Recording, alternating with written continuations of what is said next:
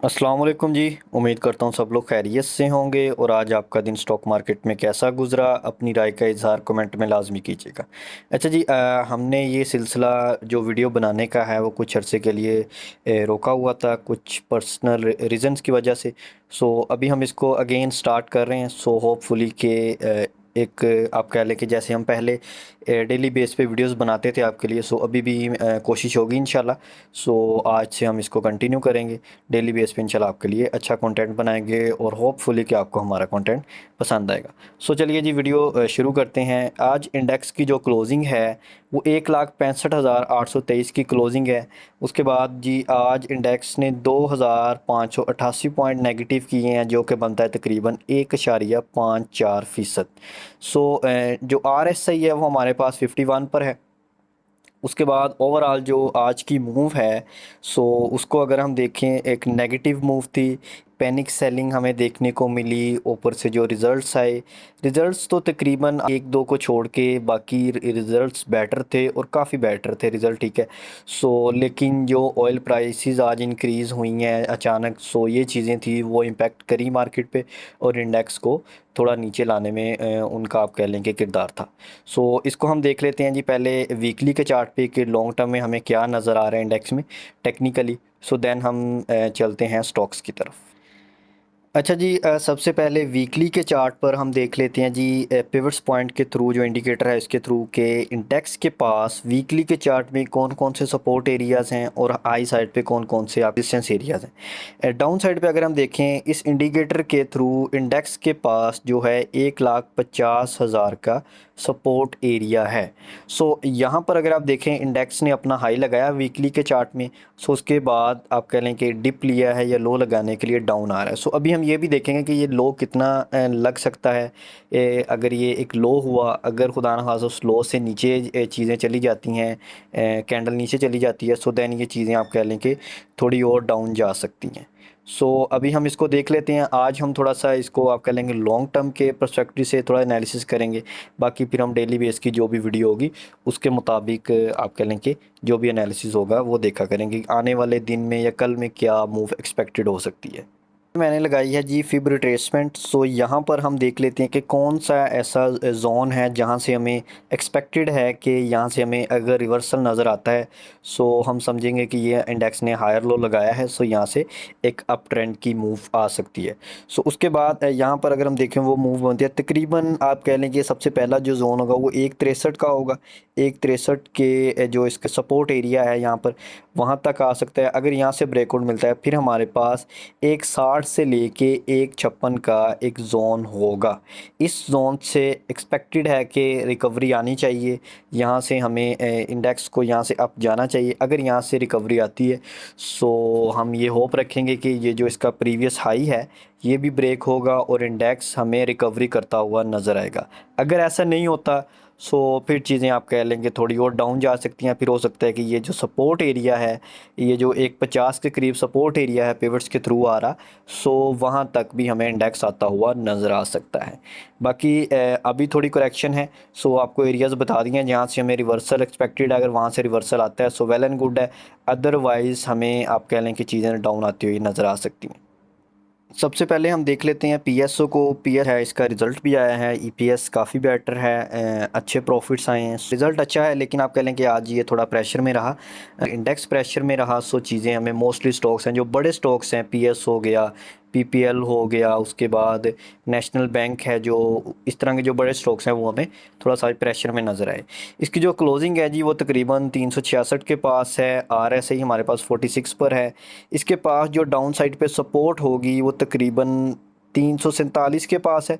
फिर उसके बाद अगर वो भी ब्रेक होती है फिर डाउन साइड पे ये 330 327 तक आ सकता है। अप साइड पे रेजिस्टेंस इसकी सेम है, आप कह लें कि 393 92 के पास। फिर उससे उसके बाद यहाँ से अगर ब्रेकआउट मिलता है इसे, सो फिर हम इसमें कर सकते हैं एक्सपेक्ट कि ये तकरीबन इंशाल्लाह ये 430 40 तक जा सकता है। जैसे कि इसे यहाँ से ब्रेकआउट मिलता है 394 से 392 से, सो देन ये इसमें अच्छी मूव एक्सपेक्टेड है तकरीबन आप कह लें कि 340 तक। और ये गिरा था जी तकरीबन जब वार की सिचुएशन बनी थी ये 500 से गिरा।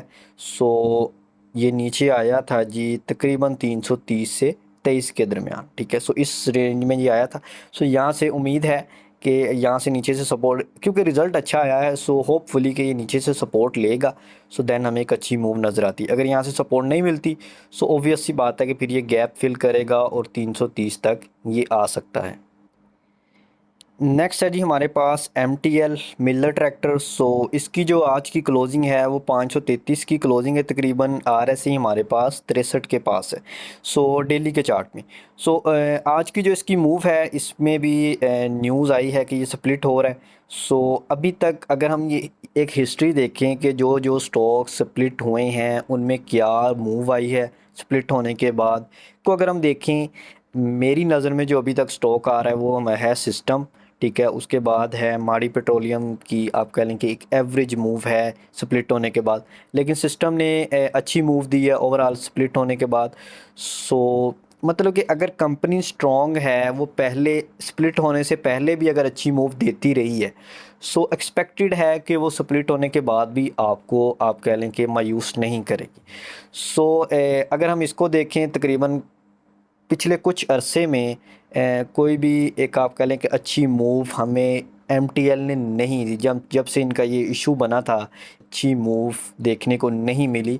सो अभी भी आप कह लें कि देखिए चीज़ें तो वही रहेंगी ना, इनकी स्टेटमेंट्स या जो भी रीज़न्स हैं इनके वही रहेंगे। एक स्प्लिट हो रहा है, एक के बदले 2 शेयर हो जाएंगे, या 2 के बदले 5 हो जाएंगे, 5 के बदले 10, जो भी है इनका, ठीक है, वो चीज़ें वैसे ही चलेंगी, कोई चेंज नहीं आएगा।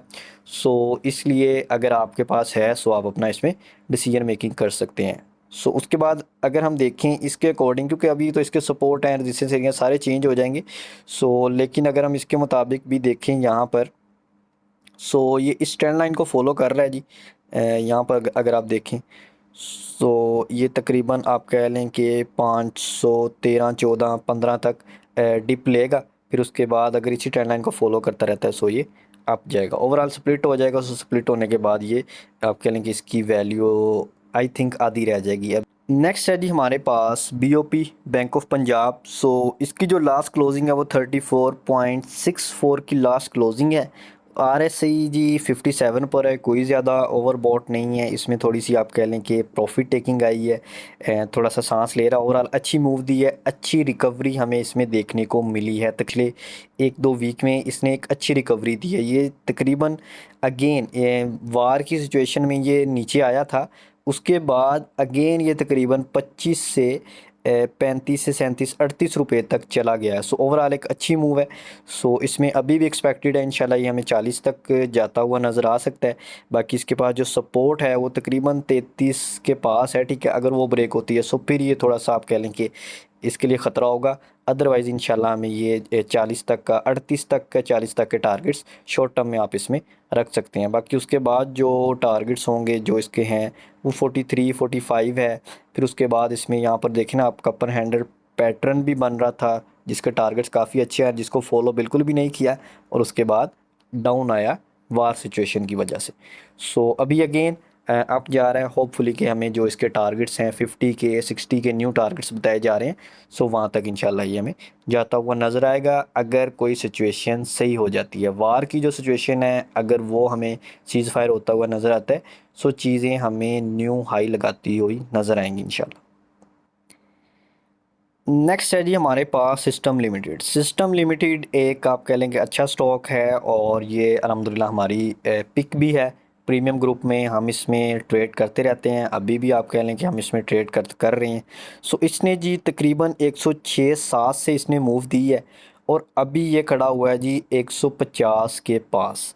सो वार सिचुएशन में इतना डाउन आया था 150, 106-7 तक।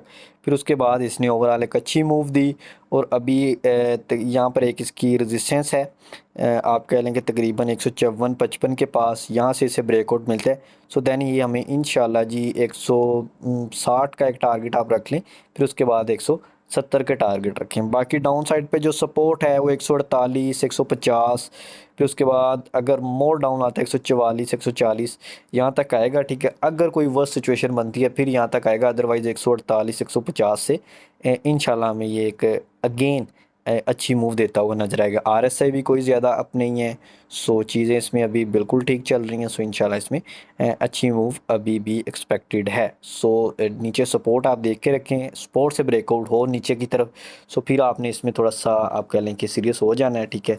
सो इसको आपने थोड़ा सा आप कह लें कि स्टॉप लॉस की तरफ इसको ले जाना है, अदरवाइज़ ये ओवरऑल सेफ़ आप कह लें कि इसमें बाइंग होगी आपकी। जी हमारे पास DGKC में अगर हम देखें, इनकी अर्निंग्स काफ़ी बेटर हुई हैं तकरीबन। बहुत ही इसमें आप कह लें कि हमें प्रॉफिटेबिलिटी नज़र आई है। EPS की अगर हम देखें, क्वार्टरली जो EPS थी इसकी, वो तकरीबन 4.5 से 5.7 तक चली गई है। उसके बाद जो ईयरली या आप कह लें कि ये जो 9th मंथ का रिज़ल्ट आया है इसका, उसके मुताबिक अगर हम देखें जो है वो 12.6 से बढ़ के 19.7 तक इसकी EPS चली गई। सो ओवरऑल इसमें हमें अच्छी और अग्रेसिव ग्रोथ नज़र आई है। सो जिसको जैसे इसका रिज़ल्ट आया और इसने एक आप कह लें कि रिकवरी भी दिखाई है, सो ओवरऑल ये भी हमारी एक आप कह लें कि टॉप पिक है हमारे ग्रुप की, सो प्रीमियम ग्रुप की। सो उसके बाद डाउन साइड पे जो इसकी सपोर्ट है वो 170 171 की होगी। अगर वो ब्रेकआउट देता है यहाँ से, फिर 148 तक आ सकता है। अप साइड पे जो इसकी रेजिस्टेंस होगी वो 190 94 की रखें, फिर उसके बाद इंशाल्लाह ये 200 तक जाएगा। उसके बाद 200 के बाद अगर ब्रेकआउट बनता है फिर ये 220 भी इंशाल्लाह आपको करके दिखाएगा। उसके बाद फिर आपके फर्दर टारगेट्स इसमें इंक्रीज़ होते जाएंगे। RSI भी बिल्कुल 48 पे है, मेंटेन है। सो यहाँ से इसमें हमें भी अच्छी मूव एक्सपेक्टेड है। उसके बाद अगर हम देखें इसके कैंडल को भी देख लें, सो ये जो इसमें एक आप कह लेंगे करेक्शन आनी थी, काफ़ी अच्छी मूव, बड़ी मूव देता हुआ आपके। उसके बाद ये जो 50% आप कह लेंगे 30% करेक्शन आनी थी वो आ चुकी है। सो यहाँ से दो हमें एक अच्छे साइन भी मिल गए हैं। सो अगर अच्छा ब्रेकआउट मिल जाता है तकरीबन आप कह लें कि 180 से, सो दैन हमें ये अच्छी मूव देता हुआ नज़र आएगा। नेक्स्ट है जी हमारे पास ट्रेड कॉरपोरेशन आप यही समझ लें कि लोअर लॉक होता होता बच गया है। सो क्योंकि रिज़ल्ट इसका तकरीबन 38% ड्रॉप हुआ है पिछली रिज़ल्ट से। सो ओवरऑल रिज़ल्ट बिल्कुल भी अच्छा नहीं है, 24.25 पे अभी मूव कर रहा है। सो जिनके पास है वो अपना डिसीजन मेक कर सकते हैं। इसमें RSI 49 पर है।